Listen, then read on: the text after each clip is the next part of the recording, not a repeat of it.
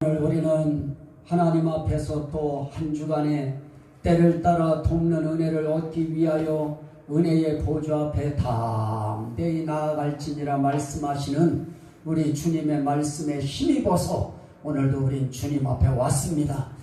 오늘 이 자리에서 우리가 은혜 받아야 이 교회가 은혜 받는 교회가 될 수 있고, 은혜 주시는 주님이 되고 은혜 내려주시는 하나님이 되실 수 있고, 그건 모두가 다 누구에게서 비롯되어지느냐?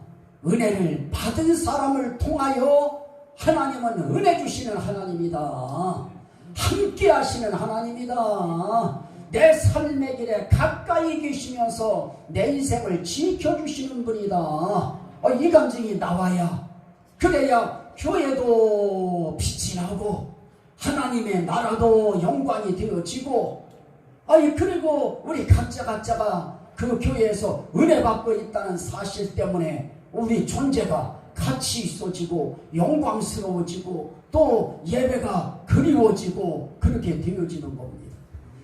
저 청와대 앞에 저 세상에 날바닥에 자리를 피고 하는 광야교회라고 하는 광야교회가 인터넷 유튜브에 들어가서 보니까 세상에 엄청나게 모여서 기도하고 울부짖고 나라를 위해서 그렇게 기도하는 것을 보면서 우리는 따뜻한 곳에 앉아서 우린 주님 앞에 마음만 집중시키고 주님 앞에 조금만 몰입하고 주님 앞에 조금만 우리의 중심을 바치면 우리 주님이 언제든지 역사하시고, 오늘도 나는 찬양하면서 하나님 앞에 그렇게 나는 항상 기도해요. 우리 전도사님 오늘 하나님 앞에 찬양 올리는데 하나님께서 하늘 보좌에 이르는 찬양이 될 수 있도록 전도사님 붙들어 주세요, 지켜주세요 딱 그러는데, 내가 이미 그를 붙들었고 내가 이미 그를 사랑했고 내가 이미 그와 함께 하노라 그러시는 거예요. 그래서 아멘하고, 그러면 우리 성도들에게도 주의 놀라운 은총이 함께 해주시고 주님이 붙들어 주시고, 그랬더니 이미 나는 그들을 사랑했고 함께하고 지금도 함께 하노라. 그러면 나는 어떻게 돼요? 나도 그리하옵소서. 오늘은 그 기도했어요. 나도 그리하옵소서. 이미 내가 너를 아노라. 너와 함께 하노라. 내가 너를 붙들리라. 그래서 나는 좀 충만하게 해주세요. 그랬더니 충만케 합니다. 조금만 하나님 앞에 우리의 마음을 집어넣으면 하나님이 여기 역사해요. 이 교회가 하나님이 함께하고 음성도 들려주시고 하나님이 기도할 때 역사하시는 겁니다. 전 세계에서 저를 보지는 못해도 유튜브를 통해서 방송을 보시는 분을 위해서 오늘은 내가 아주 젊은 때 찍었던 사진을 한 장 올려서 혹하게 하려고, 옛날에 찍은 사진이 하나 있어서 하나 올려보려고 하는데, 우리 함께 예배하는 모든 유튜브를 통해서 설교 들으시는 분들도 하나님 앞에 마음을 조금만 집중시키고 하나님 앞에 마음을 열고 말씀을 들으면 하나님이 동일하게 한국에서 역사하시던 그 은혜가 그 자리에서도 임할 줄로 믿습니다. 오늘 저는 이 성경은 구원을 위한 임마누엘 계획서라고 하는, 항상 이 타이틀을 가지고 성경을 하나님 앞에서 보고 있는데, 오늘은 구원을 위한 하나님의 함께하심을 계획할 때 무엇을 가지고 하나님이 계획하셨는가? 하나님은 사람 통해 역사하시고 사람 통해서 역사를 끌어가시고 사람 통해서 하나님의 나라를 이루어 가시는 분이시기 때문에 성경에 사람에 대해서 아주 중요하게 우리 하나님이 얘기하고 있습니다. 그 사람들이 누구냐? 오늘 읽은 말씀처럼 오늘 우리는 그 말씀을 봤어요. 22절에 유대인은 표적을 구하고 헬라인은 지혜를 찾으나 우리는 십자가에 못 박힌 그리스도를 전하니. 그래요. 자, 여기에 보면 유대인이 나와요, 헬라인이 나와요, 그리고 우리가 나와요. 그 우리는 어떤 자냐? 십자가에 못 박힌 그리스도를 전하는 예수인이요. 이걸 그리스도인이라고도 그래요. 따라합시다. 예수인, 유대인, 헬라인, 그리스도인. 그리고 또 한 가지 있는데 그거는 2장 15절 말씀에 보면은 신령한 자는 모든 것을 판단하나 그래요. 신령한 자가 나와요. 따라합시다. 신령인. 이 신령인을 다른 말로 성령의 사람이라고 하고 성령인이라고 해요. 제가 요 글자 수를 맞추기 위해서 유대인이라고 했고 헬라인이라고 했고 예수인이라고 했고 신령인이라고 했지만 우린 예수인 할 때 예수인이 뭔지 잘 조금 느낌이 안 들어온다 하시는 분들은 그리스도인이라고 하면 되는 것이고, 또 하나 신령인이라고 하는 것은 다른 말로 말하면 성령의 사람, 신령한 사람이라고 하면 되는 거예요. 그런데 문제는 이렇게 유대인, 헬라인, 예수인, 신령인 있는데 사실은 여기 하나가 더 있는 거예요. 그게 뭐냐? 기본적으로 깔려있는 당시에 세계를 지배하고 있었던 로마인이에요. 로마인이라고 하는 그 로마인의 바탕 속에서 유대인도 있고 헬라인도 있고 예수인이라고 하는 그리스도인이 있고 그리고 신령인이라고 하는 영의 사람, 영적인 사람, 성령의 사람, 성령인이 있는 거예요. 그러면 오늘 말씀에 나타나 있는 것처럼 저 사람들은 대체 뭐를 추구하면서 살아가는가? 대체 뭘 생각하면서 살아가는가? 대체 뭘 쫓아가는가 하는 부분에 대해서 오늘 하나님의 성령은 바울사도를 통해서 아주 구체적으로 정확하게 찝어요. 유대인들은 뭐를 추적하고 뭐를 추구하고 뭐를 생각하면서 살아가느냐? 유대인들은 표적을 구한다. 유대인들은 표적 중심으로 살아간다. 다시 말하면 유대인들은 뭐를 귀하게 여기느냐? 겉으로 눈에 보이도록 드러난 것을 그들은 항상 추구하면서 산다. 그래서 뭐가 나타나야 돼요. 교회를 와도 그들은 뭔가가 일어나야 돼요. 여기서 뭔가가 느껴와야 돼요. 뭔가가 여기서 기적이 일어나는 것을 봐야 돼요. 그래서 넘어지고 쓰러지고 뒹굴르고 하는 것을 봐야, 그래야 넘어지고 뒹굴르고 쓰러지는 거에 사람들은 뭐가 있나 보다 하고 거기에 사람들은 이 감정이 꽂혀요. 그러나 그거는 아니에요. 유대인들은 그렇게 표적 중심으로 살아요. 표적이 뭐예요? 겉에 드러나는 현상이 있잖아요. 현상을 봐야 돼요. 그 사람들은 항상. 그래서 실적 중심이고 어떤 결과물이 나와야 돼요. 그래서 그게 나오지 않으면 불안해하고 초조해하고 굉장히 두려워요. 우리 애도 대부분에 이제 교회에서 또 다른 교회로 옮겨야 되는데 마음이 그동안에 있었던 교회가 얼마나 고맙고 감사해요. 그런데 이제 막상 교회에서 나오려고 하니까 갈 곳이 없잖아요. 한 주일 동안에 저 사람도 기도하고 나도 기도하고 항상 마음속으로 성령에 의지하여 기도했는데 교회에서 오라고 또 했대요.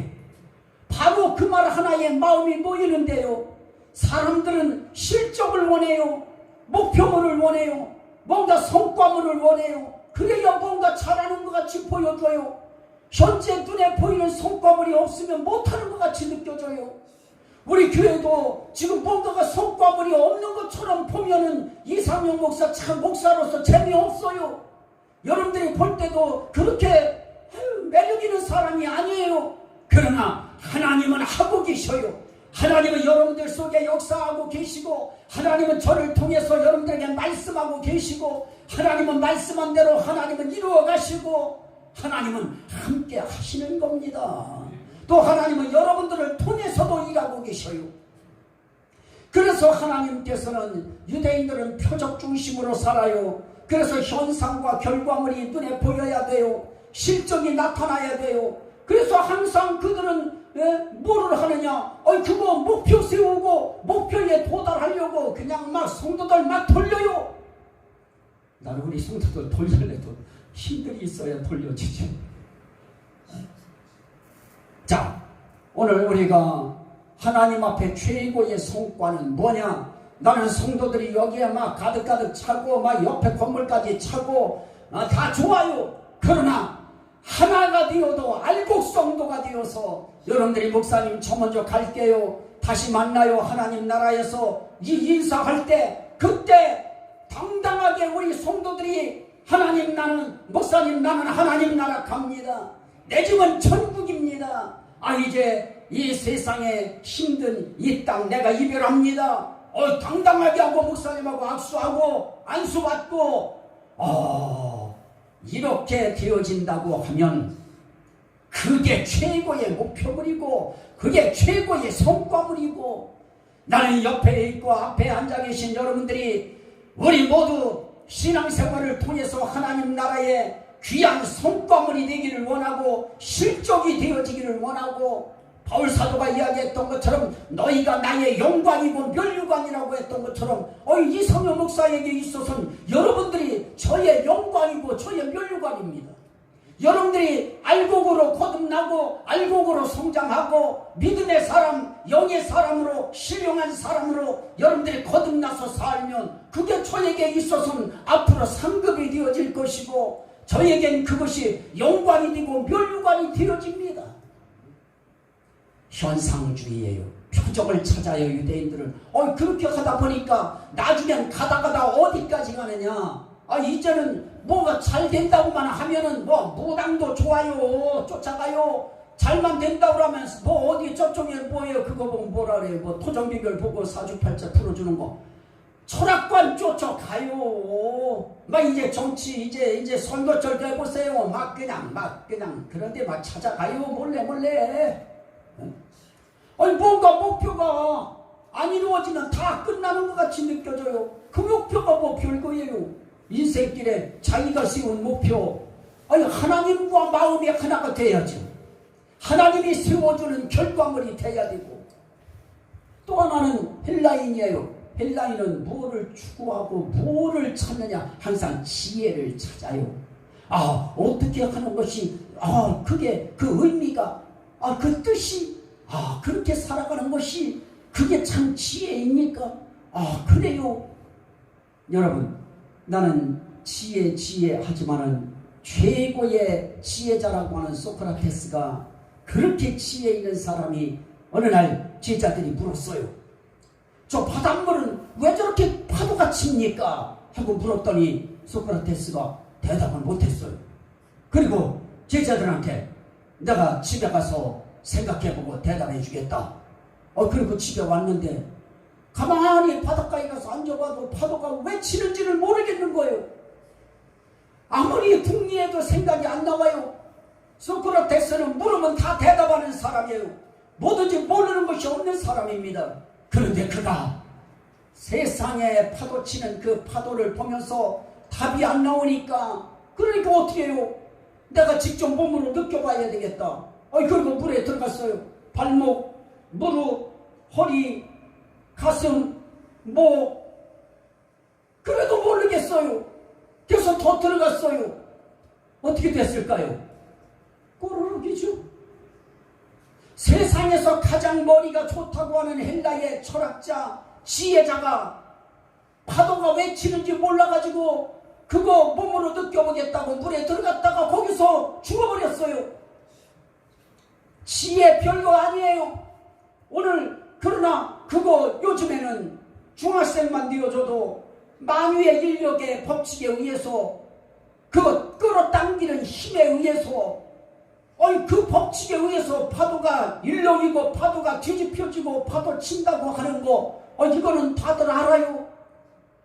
중학교만도 못한 그런 지혜자가 당대의 최고의 지혜자고 최고의 지혜를 추구하는 자였습니다. 지혜의 끝이 뭐예요? 허망이에요. 지혜의 끝이, 그렇게 최고의 지혜자가 파도 치는 게 뭔지 몰라가지고 죽었다고 하는 얘기가 있어요. 헬라인은 그래서 지혜를 찾아요. 그래서 헬라의 철학이 유명해요. 그래서 거기서 철학자들이 많이 나와요. 또 하나는 예수인이에요. 예수인은 뭐를 추구하고 뭐를 찾느냐? 십자가에 못 박힌 예수 그리스도를 전하니 그래요. 찾는 정도가 아니에요. 이제는 거기에 목숨을 걸어요. 십자가에 못 박힌 그리스도를 정해요. 이게 한계예요. 예수인의 한계, 그리스도인의 한계가 뭘까요? 십자가에 못 박힌 그리스도를 알았어요. 나를 위하여 십자가에 못 박혀 달려 돌아가신 예수 그리스도의 은혜를 알았어요. 내 죄 때문에 예수님이 대신 십자가에 못 박혀 달려 돌아가셨구나. 그 의미를 깨달았어요. 그래서 늘 울어도 눈물로써 못 갚을 줄 알아. 몸밖에 드릴 것 없어 이 몸 드립니다 하고 주님 앞에 찬양 올려요. 주님은 나 위해서 십자가에서 몸까지도 찢겨주셨는데 나는 주님을 위하여 이 몸 하나 헌신해야 되겠는데 어떻게 해야 될까요? 하고 울어요.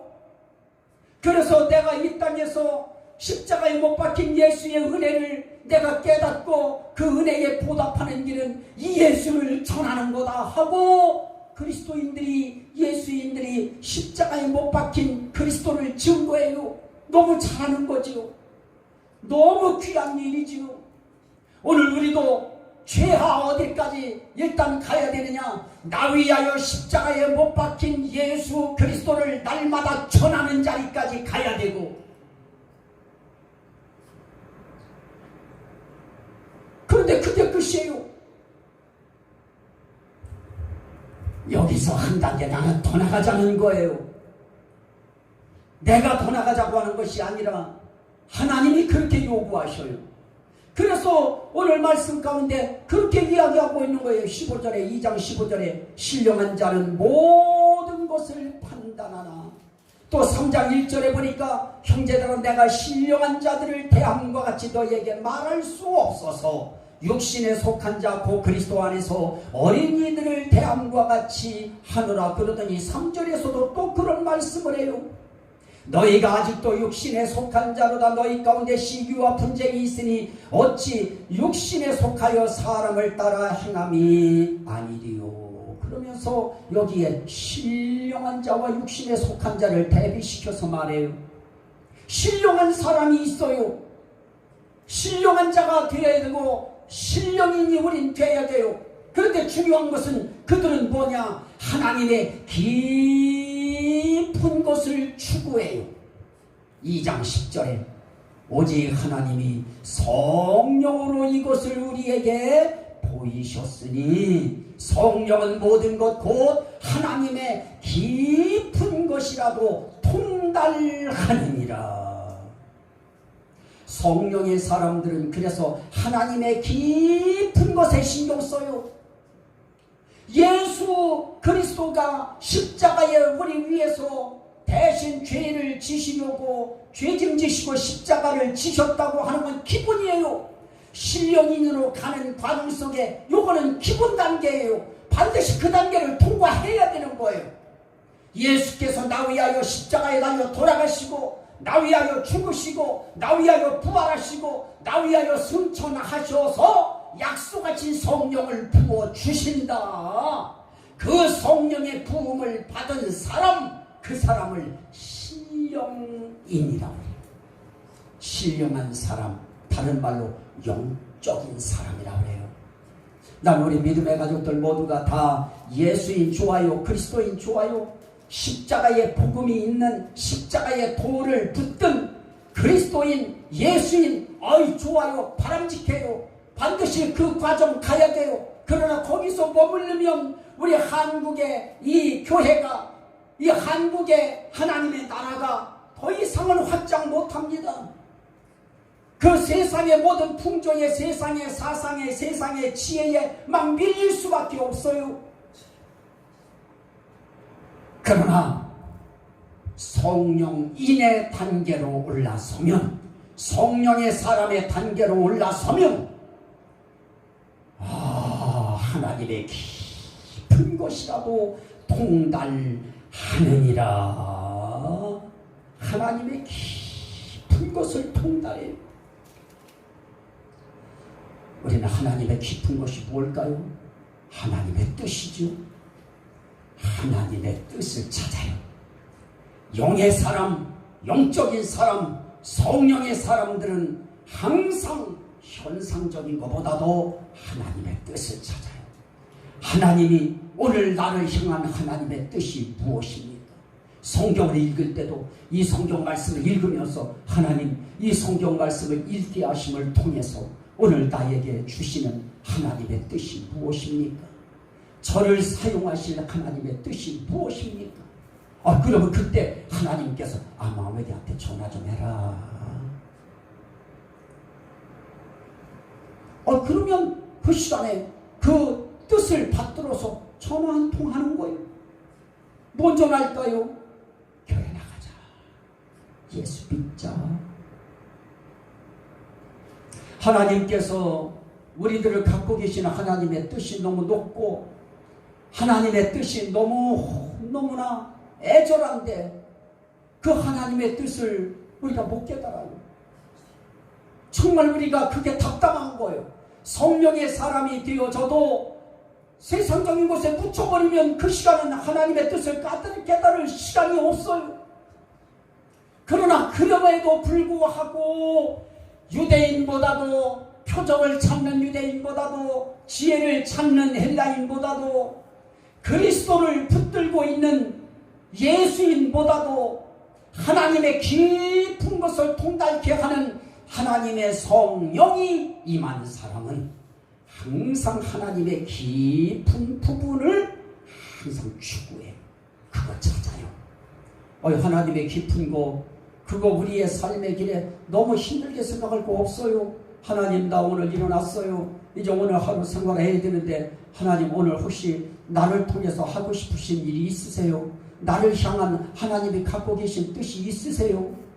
그러면 내가 이렇게 생각해 봐도 오늘 내가 하나님 위해서 요 일을 해야지 하는 것들이 하나님이 살살 스물스물 올라오게 만드셔요.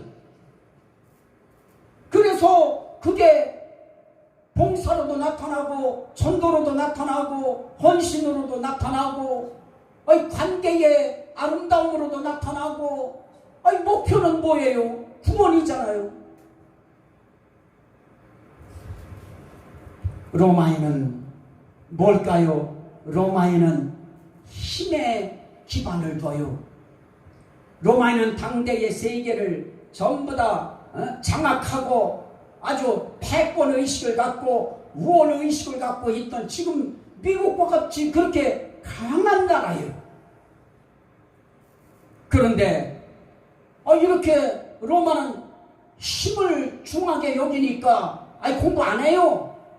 군사력, 어떻게 하면 전쟁, 머릿속에 그거밖에 없어요. 그런데 이 로마인의 이 삶에 추구하는 것은 답이 나왔어요. 그게 뭡니까? 검을 든 자는 검으로 망하리라예요. 전쟁을 즐기고 전쟁하려고 전쟁에 일삼는 자는 그거로 망해요. 핵 자랑하고 전쟁하려고 핵을 가지고서 폼 잡아봐야 소용없어요.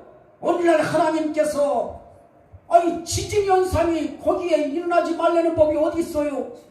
핵관은 그곳에 하나님의 지진이 일게 만들면서 그러면서 그거 한번 천둥벼락치게 만들고 지진이 일어서 지층이 변화되는 역사가 일어나게 만들어서 그 모든 것들 바다로 떠내려가게 하고 이런 것들이 하면은 나라요 그냥 망해버려요. 그거 가지고 있는 나라는 조금 일찍 망하는 것이고 안 갖고 있는 나라는 그것이 흘러오고 터지고 분출되어서 그로 인하여 고기를 사 먹든가 생선을 먹든가 다 거기에 오염된 거 먹으면 다 죽는 거예요. 검을 든 자 검으로 망해요. 그래서 우리는 이 로마인에 대해서 별로 신경 안 써요. 중요한 건 뭐냐? 저 하나님의 깊은 거. 하나님의 깊은 것을 이야기할 때는 하나님의 일이 항상 떠오르는 거고요. 하나님이 주시는 은혜가 항상 삶 속에서 그게 느껴지는 거지요. 하나님의 은혜가 오늘도 나를 이렇게 강권하시는구나. 하나님의 은혜가 나를 오늘도 하나님 일을 하게 만드시는구나. 이게 성령의 사람의 삶 가운데 나타나는 아주 익은 사람들의 모습인 것입니다. 그래서 그 익은 사람들은 지금 다 어떻게 하느냐? 어떻게 하면 하나님의 일에, 어떻게 하면 하나님의 은혜로 그 하나님의 일을 이루어 드릴 것인가? 여기에 초점이 맞춰져 있어요. 자, 그런데요, 이 사람에 대해서는 유대인이 됐든 헬라인이 됐든 예수인이 됐든 성령인이 됐든 최후가 있어요. 종말이 있어요. 그래서 고린도전서 1장 18절 말씀에 보면 거기에 대한 답이 이렇게 나와요. 십자가의 도가 멸망하는 자들에게는 미련한 것이요 구원을 얻는 우리에게는 하나님의 능력이라 그래요. 여기에 인생길에 두 최후가 나와요. 하나는 멸망당하는 자가 나오고요, 하나는 구원받는 자가 나와요.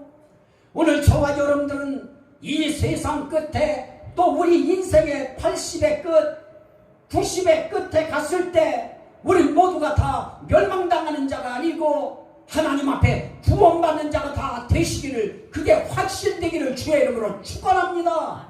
확신돼야 되고, 구원받는 것처럼 인생길 가보세요. 끝자락에서 제가 깨달은 게 그게 정답일 거예요. 아무 소용없어요. 뭐가 필요해요? 내가 죽겠는데. 그래서 우리 구원은 항상 주님 앞에서 확보하고 살아야 돼요. 나는 구원받았다. 이게 목사님의 설교를 통해서 맞다. 나도 구원은 받았구나. 이게 가슴속에 항상 느껴와야 되고요. 확신돼야 되고, 그리고 그렇게 되어지면 뭐가 생기느냐? 내 소속이 분명해져요. 사람은 다 소속이 있어요. 하나는 영에 속한 사람, 하나는 육에 속한 사람이에요. 하나님 앞에서 우리의 인생길에 구원받은 자도 마찬가지예요. 구원받은 자와 멸망하는 자는, 구원받은 자는 기독교 역사의 두 축이 되어 왔어요. 이때까지. 멸망받는 자도 마찬가지예요. 세상 역사의 축이 되어서 온 거예요. 하나는 구원받은 자를 통해서 기독교 역사의 한 축이 이루어지고요, 하나는 멸망하는 자를 통하여 세상 역사의 한 축이 이때까지 만들어서 엮여져 왔습니다. 그러면 멸망하는 자는 누굴까요? 유대인, 헬라인, 로마인이죠. 힘을 추구하는 로마인, 날마다 전쟁에 골몰하고 있는, 어떻게 하면 승리할 수 있고 이길 수 있나 골몰하는 로마인, 거기에 비해서 날마다 먹고 앉고 먹고 누워 있으면 항상 지혜, 어떻게 하면 인생의 지혜를 얻을까, 항상 그것만 골몰하고 있어요. 그게 일이에요. 또 하나는 유대인들은 그저 날마다 드러나는 현상, 목표 중심, 현상주의, 표적주의, 이거로 가요. 이런 세상 역사의 한 축을 만들어가는 멸망할 사람들이 있어요. 유대인도 멸망해요. 헬라인도 멸망해요. 로마인도 멸망해요. 다 멸망해요. 거기에 대해서 구원받는 자의 기독교 역사를 이루어가는 한 흐름의 축이 있어요. 한 사람은 예수인이에요. 그리스도인이에요. 오늘 우리 장로교인들이 예수인은 되어 있어요. 그리스도인이 되어 있어요. 한 단계. 그러나 여기서 더 나가자는 거예요. 신령인까지 돼야 돼요. 성령인이 돼야 돼요. 성령 받은 성령의 사람이 돼야 되고, 그럴 때 하나님은 그를 신령한 사람으로 봐요. 옆 사람과 인사합니다. 신령한 사람이 됩시다. 성령의 사람이 됩시다. 오늘 우리는 그렇게 성령의 사람이 돼야 돼요. 그러면 이렇게 살아가는 인생길에 구원받은 자에게 있어서 하나님께서 이루고자 하는 그 모든 일에 조건이 있는데요. 누가 구원받은 자인가? 구원의 5대 조건이 있어요. 고린도전서 1장 18절에 보니까 십자가의 도가 멸망하는 자들에게 미련한 것이요 구원을 얻는 우리에게는 하나님의 능력이라 그래요. 구원받은 자예요. 구원받는 자가 조건이에요. 또 하나 고린도전서 1장 21절에 보면 하나님의 지혜에 있어서는 이 세상이 자기 지혜로 하나님을 알지 못하는 거로 하나님께서 전도에 미련한 것으로 믿는 자들을 구원하시기를 기뻐하셨도다. 믿는 자예요.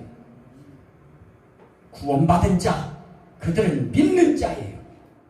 또 하나 24절에 보니까 오직 부르심을 입은 자들에게는 유대인이나 헬라인이나 그리스도는 하나님의 능력이요 하나님의 지혜니라. 부르심 입은 자예요. 구원받는 자들은 반드시 부르심을 입은 자예요. 오늘 우리는 우리가 온 것 같지만 아니에요. 하나님이 불러주신 거예요. 저와 여러분들이 이 자리에 앉아있기까지 하나님이 불러주시지 않으면 우리는 못 나와요. 사건을 통해서, 환경을 통해서, 사람을 통해서, 여건을 통해서 우리를 부르셔요. 그때 우리가 하나님 앞에 응답하고 나오는 거예요. 이렇게 부르심받은 사람들이 믿는 자가 되고요, 믿는 자가 구원받는 자가 되어지는 거예요. 고린도전서 2장 12절 말씀에 보면 이렇게 말씀하고 있어요. 우리가 세상의 영을 받지 아니하고 오직 하나님께로 온 영을 받았으니, 하나님께로부터 온 영을 받은 자가 구원받는 자예요. 하나님께로부터 온 영을 받아야 돼요. 우리가 예수 믿는 거 좋아요. 믿고 부르심 받고 여기까지는 예수인도 그리스도인이라고 하는 예수인도 다 할 수 있어요. 그러나 하나 더 나가야 돼요. 하나님께로부터 온 영을 받아야 돼요. 이게 하나님의 성령이라고 그래요. 이 성령 받아야 돼요. 이 오순절날 임했던 권능의 성령, 능력으로 입혀지는 성령, 이 성령을 우리가 삶 속에서 부지런히 요구해야 돼요. 하나님 목사님이 그러는데 권능의 성령, 오순절의 성령, 그게 약속의 성령이고 인치시는 성령이라는데 하나님 나 그 성령 주세요. 그러면 그 성령이 들어올 때 본인이 느껴요. 본인이 마음이 막 기쁘고 즐겁거나 막 그냥 용기가 갑자기 담대함이 일어나거나 기쁨이 분출하거나 그의 삶 속에 뭔가 확신이 오거나 하나님께서 그 나름으로 예수에 대해서 관계를 시인하고 인정하고 표현할 수 있도록 하나님께로부터 온 영이 임하면 베드로전서 1장 8절 9절에 있는 말씀 제가 여러분들한테 말씀드린 것처럼 우린 예수를 보지 못하였으나 사랑하는도다. 예수를 보지 못하였으나 믿고 예수를 보지 못하였으나 말할 수 없는 즐거움으로 기뻐하니 믿음의 결국 곧 영혼의 구원을 받으리라. 구원받는 단계에 이르러서 하나님께로부터 온 성령이 임하면 그러면 우리에게 있어서 무슨 역사가 일어나느냐? 기뻐요, 믿어져요, 그리고 사랑이 되줘요. 여러분들이 예수 못 봤어도 믿으시면 아멘 합시다.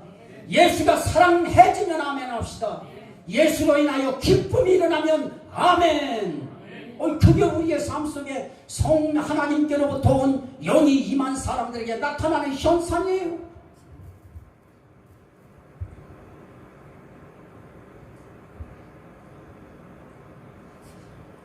이런 사람들에게 하나님께서 소속을 시켜서 영에 속한 사람과 육신에 속한 사람을 구분시키는데요. 영에 속한 사람은 고린도전서 2장 11절에 보니까 사람의 사정을 사람의 속에 있는 영 외에는 누가 알리요? 이와 같이 하나님의 사정도 하나님의 영 외에는 아무도 알지 못하느니라 라고 그래요. 그러면서 고린도전서 2장 14절에 보면 육에 속한 사람은 하나님의 성령의 일을 받지 아니하나니, 육신에 속한 사람이 나와요. 이 사람들은 하나님의 성령의 일 안 받아요. 왜 안 받느냐? 저희에게는 그게 미련하게 보여요. 성령 받는 거 미련하게 보여요. 그리고 또 깨닫지도 못해요. 그게 뭔지도 몰라요. 왜 받아야 되는지도 몰라요. 안 보여요. 못 느껴요. 못 깨달아요. 그러니까 그거 별로 재미없어요. 그리고 그거 받는 사람들 하고 있는 꾸락소리가 이상해 보여요. 별로 신통물이 없어 보여요. 매력 없다는 거겠죠. 그들이 미련하게 보든지 매력 없든지 상관할 것 없이 우리는 하나님의 약속대로 하나님의 성령 받아야 되고 신령인의 상태로 올라가야 되는 겁니다.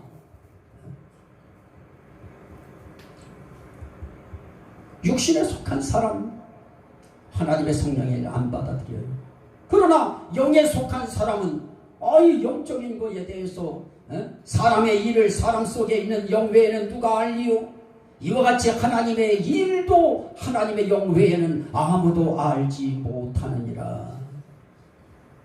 영에 속한 사람이 있고요, 육신에 속한 사람이 있어요. 달라요. 영적인 일에 관심이 있는 사람들은, 영에 속한 사람들은 영적인 것을 항상 영적인 일에 신경 써요. 그래서 고린도전서 2장 13절에 뭐라고 하느냐? 신령한 일은 신령한 것으로 분별하느니라. 영적인 일은 영적인 것으로 분별된다. 그래서 영적인 설교를 목사가 해도 여러분들이 깨달아야 되는 이유는, 여러분들이 영적인 사람이 되어지면 목사님의 설교가 영적 설교라고 하는 것이 느껴지고, 여러분들이 신령한 사람이 되어지면 신령한 설교라고 하는 것이 느껴질 겁니다.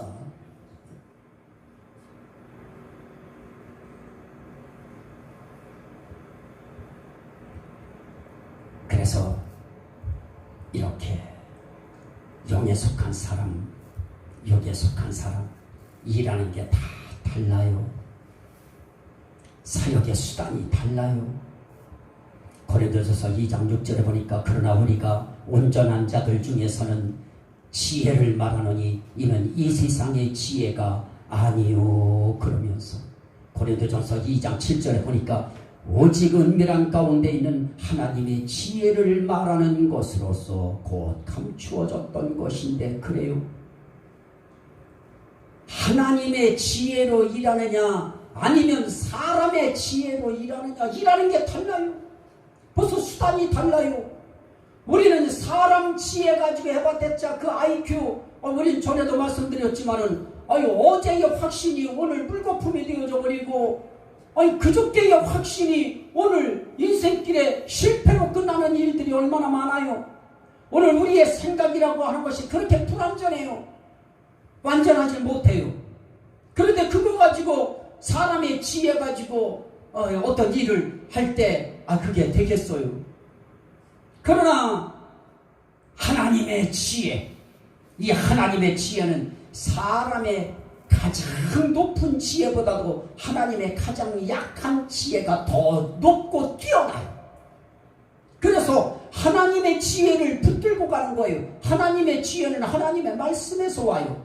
하나님 말씀의 지혜가 우리의 삶의 길을 승리로 올려놓고, 성공으로 올려놓고, 인생길에 이김의 자리로 올려놔줘요. 또 하나는, 그렇게 되어지는 것은 다 작용이 있죠. 사람의 일, 사람의 지혜 가지고 하려고 사람들이 하는데, 고린도전서 2장 13절에 보니까 사람의 지혜가 가르친 말로 아니하고 그래요. 그런데 육적인 사람, 사람의 일을 하는 육신에 속한 사람들은 다 사람의 지혜가 가르치는 말이 최고인 줄 알고 그걸로 해요.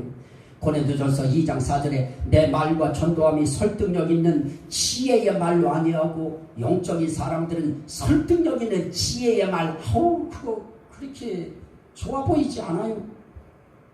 고린도전서 2장 1절에 내가 너희에게 나아가 하나님의 증거를 전할 때 말과 지혜의 아름다운 것을 아니하였나니 말의 지혜로 아니함은 그리스도의 십자가가 헛되지 않게 하려 함이라. 말의 지혜 가지고 하나님의 십자가의 은혜를 뛰어넘으려고 하면 안 되는 거지요.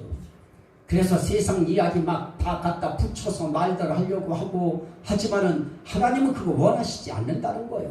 말의 지혜가 아름다워요. 말의 지혜가 얼마나 설득력이 있어요. 말의 지혜가 얼마나 사람을 갖다가 막 그냥 어쩜 이렇게 문장이 좋을까, 사람의 마음을 막 휘어잡아요. 그러나 그거는 십자가의 도가 헛되게 만드는 일에는 유익할지 몰라도, 투박하지만 십자가의 도를 증거하는 것이, 하나님은 십자가를 통해서 구원하시는 것이 하나님의 섭리고 뜻이기 때문에 하나님의 십자가 설교가 더 유익하다, 더 능력 있다, 더 지혜 있다, 그 얘기하는 겁니다.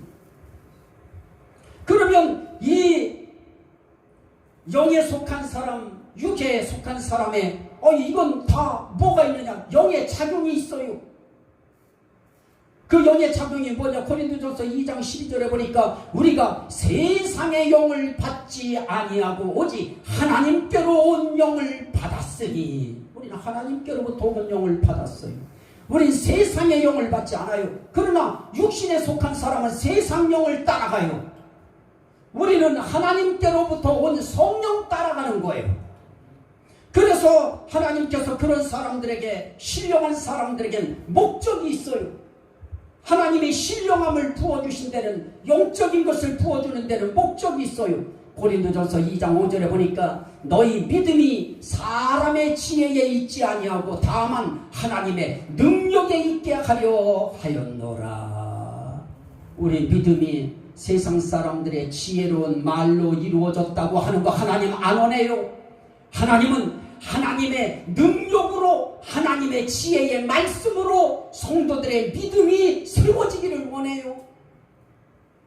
그래서 우리는 항상 어디에 초점을 맞춰야 되느냐?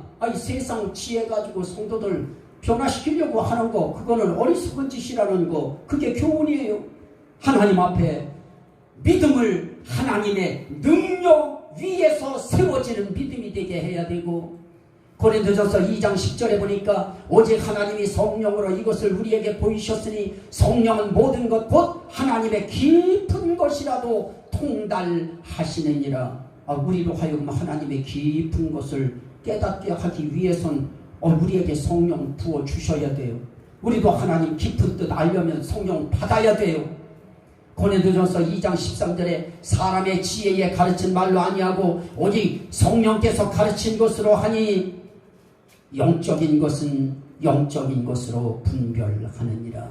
신령한 것은 신령한 것으로 분별되기 때문에, 영적인 것은 영적인 것으로 깨달아지기 때문에 우리는 영적인 은혜를 받아야 된다. 성령의 은혜를 받아야 된다. 그래서 우리는 입으로 계속 요구해야 돼요.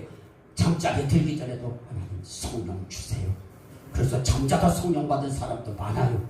성령 주세요. 고린도전서 2장 15절에 신령한 자는 모든 것을 판단하나 자기는 아무에도 판단을 받지 아니하며, 신령해지고 성령으로 충만해지고 성령의 사람이 되면 상대를 판단할 수 있고 분별할 수 있지만 판단 안 당해요. 왜냐? 올라가 있어요.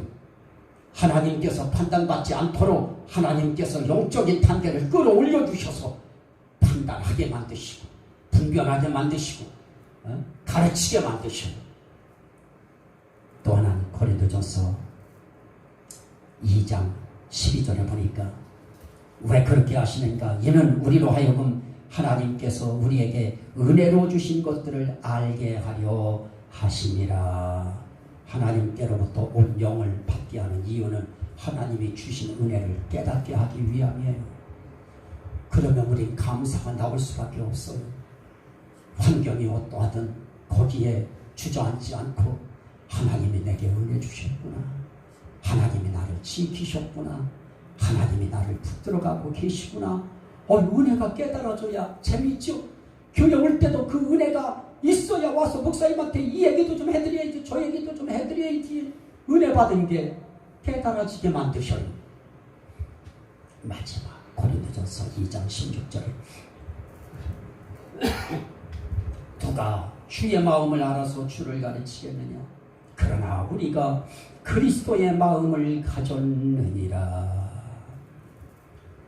하나님께로부터 온 영이 임했다고 하는 것은 그리스도의 마음이 내게 왔다는 거예요.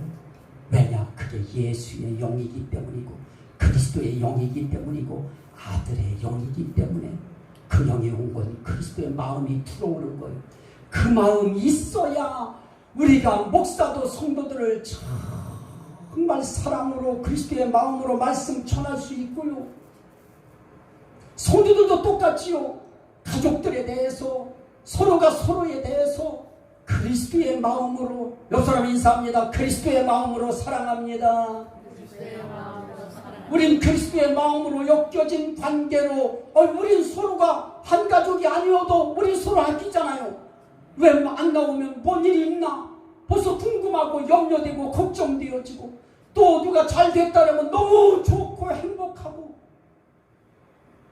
하나님은 구원을 위한 하나님의 함께 하심을 계획하실 때, 하나님은 사람을 통하여 특별히 신령한 사람, 성령의 사람, 신령인을 통하여 하나님은 하나님의 깊은 뜻을 가르치시고 깊은 은혜를 깨닫게 만드셔서 이제 살아도 죽어도 주를 위해 살아야지 하는 결심을 하게 합니다.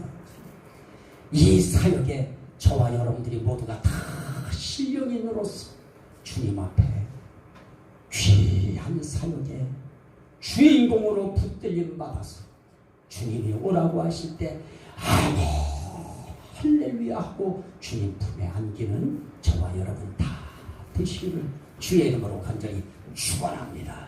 아멘. 우리가